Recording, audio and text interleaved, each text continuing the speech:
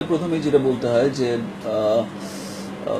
ইতিমধ্যে আপনারা দেখেছেন যে বিগত দিনও দেখেছেন যে বদিউল আলম খোকনের সিনেমা মানেই হচ্ছে বিগের একটি সিনেমা। যতগুলো সিনেমা বদিউল আলম খোকন সাহেবের রিলিজ হয়েছে, আমার সৌভাগ্য হয়েছে করার, যে কয়টি ঈদে রিলিজ হয়েছে প্রত্যেকটি সিনেমাই কিন্তু ব্যবসা সফল হয়েছে, সুপার হিট হয়েছে।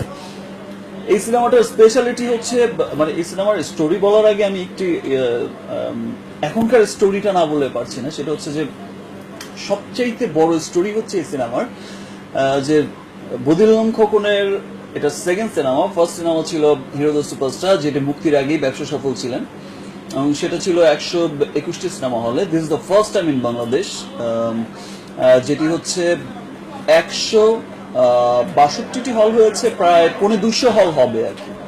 প্রায় 250 হলে এই প্রথম বাংলাদেশে কোনো সিনেমা একযোগে মুক্তি পাচ্ছে 250 সিনেমা হলে। দ্যাট মিনস হচ্ছে আমরা আশা করতে পারি যে এই ধাপে যদি সিনেমা ইন্ডাস্ট্রি আমাদের এগোয়, বড় সিনেমাগুলো যদি এইভাবে যদি ব্যবসা সফল হয় মুক্তির আগে, আর এমন 250 সিনেমা হল এইরকম টার্গেটের যদি আগায়, যে সেদিন বেশি দেরি নেই যে আমরাও দেখবো যে ফাইন আগামী বছর হয়তো আমরা দেখবো 200-250 সিনেমা হল রিলিজ হচ্ছে। কয়েক বছর পর হয়তো আমরা দেখবো যে একযোগে কোনো একটি বড় সিনেমা 500 সিনেমা হলে রিলিজ হচ্ছে, দেশের বাইরে রিলিজ হচ্ছে, 1000 সিনেমা হলে রিলিজ হচ্ছে। এটা একটি শুভ লক্ষণ, একটি গুড সাইন। আর specially thanks mister Badiul Alam খোকনকে যে এতগুলো সিনেমা আমাকে কাস্ট করেছেন, এতগুলো সিনেমায় আমার কেরিয়ারের এতগুলো সুপারহিট সিনেমা তার উপহার দেয়া। এই সিনেমার সাফল্য একটু মিষ্টিমুখ করে নিই। বিষয়টা হচ্ছে যে আপনি যদি বলিউডের দিকে তাকান, যেখানে হচ্ছে 1000 সিনেমা রিলিজ হয় প্রতি বছর, সেখানে একটা ফেস্টিভ্যালে একটা সিনেমা রিলিজ হয়। আমরা লাস্ট ফেস্টিভ্যালে দেখেছি যে সলমান খান অভিনীত একটি সিনেমাই রিলিজ হয়েছে, সিনেমাটি সুপার হিট হয়েছে।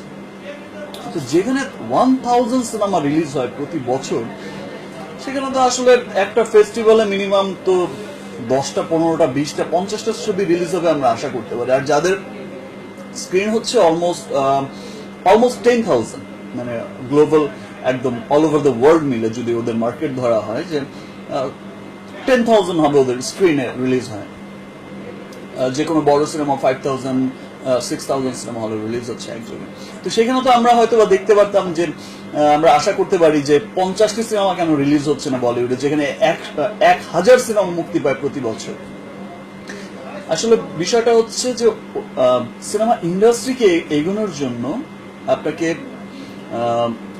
বড় সিনেমাগুলোকে, ভালো সিনেমাগুলোকে, যেগুলোর দিকে মানুষ পুরো ডিস্ট্রিবিউশন তাকিয়ে থাকে, যেগুলো দিয়ে হচ্ছে ইন্ডাস্ট্রিটা আরো বড় হবে সবাই আশা করে, সেই সিনেমাগুলোকে কিন্তু ফেস্টিভ ডে গুলোতে সবাই পুশ করে। সবাই চায় যে এই সিনেমাগুলো ফেস্টিভ ডেতে মুক্তি পাক, বড় সিনেমাগুলো বড় ব্যবসা করুক। বিকজ বড় সিনেমার বড় বিজনেস, ছোট সিনেমার ছোট বিজনেস। আমি পার্শ্ববর্তী দেশের একজন অ্যাক্টরের সাথে, আমার বন্ধু মানুষ, নাম নাই বলি, কথা বলার সময় বলছিলাম, তারাও বড় বড় সিনেমা করে, সুপারস্টার। তো বললো যে দেখো, ছোট সিনেমা কত কি বিজনেস করলো ডাজ নট ম্যাটার, বিকজ ছোট সিনেমার বিজনেস কিন্তু ছোট আকারে। একটি 5 কোটি 6 কোটি টাকার সিনেমা যখন বিগিট হয়, তখন কিন্তু সেটা বিগিট হওয়ার মতোই হয়, সেটা লাভও কিন্তু অনেক। তো সেখানেও দেখেন যে ইন্ডাস্ট্রিকে বড় করার স্বার্থে, ইন্ডাস্ট্রির সম্মানকে উঁচু করার স্বার্থে একটা ফেস্টিভ্যাল, একটা ছবি কিন্তু সিলেক্ট করা হয়। যে রোজার ঈদ একজন সুপারস্টারের, কোরবানি ঈদ হচ্ছে আরেকজন সুপারস্টারের, এন্ড দেন ক্রিসমাস যে একজন সুপারস্টারের, মানে এইরকম ভাবে কিন্তু তারা নিজেরাই সিলেক্ট করে নেয়, যেহেতু তারা বছরে একটি ছবি করেই করেন। সেখানে কেন হচ্ছে না? অবশ্যই সেটা ইন্ডাস্ট্রির স্বার্থেই হচ্ছে। তো এখানেও যেটা হচ্ছে যে একটা সময় দেখা যেত যে আমি নিজেও এসে দেখেছি যে 14, 15টা 16টা 17টা ছবি রিলিজ হতো। আসলে ভালো সিনেমা, মানে বড় সিনেমা, ভালো সিনেমা একটি রিলিজ হয় ভালো, মানে 10টা একদম কম লো বাজেটের 10টা সিনেমার চাইতে একটা বড় বাজেটের সিনেমা রিলিজ হওয়া অনেক বেটার।